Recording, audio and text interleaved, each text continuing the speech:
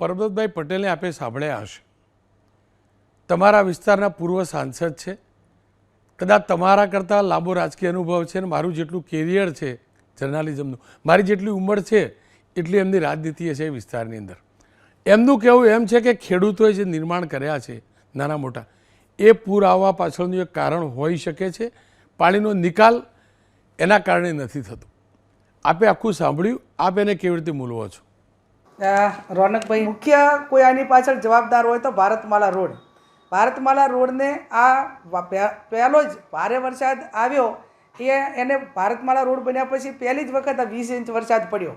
અને જે તે વખતે પ્લાનિંગ જે હોય એમનું ટેકનિકલ રીતે પણ લાગ વાગ્યા હોય, જે કીધું એ પ્રમાણે એના સાયફન મૂક્યા. જ્યાં ઓરિજિનલ નેચરલી જે પાણીનું વેણ હતું એ વેણ ક્યાંક ને ક્યાંક બંધ કરી દીધા. અને એના કારણે 20 થી 25 30 ફૂટ ઊંધી આ રોડની હાઇટ છે ઊંચી.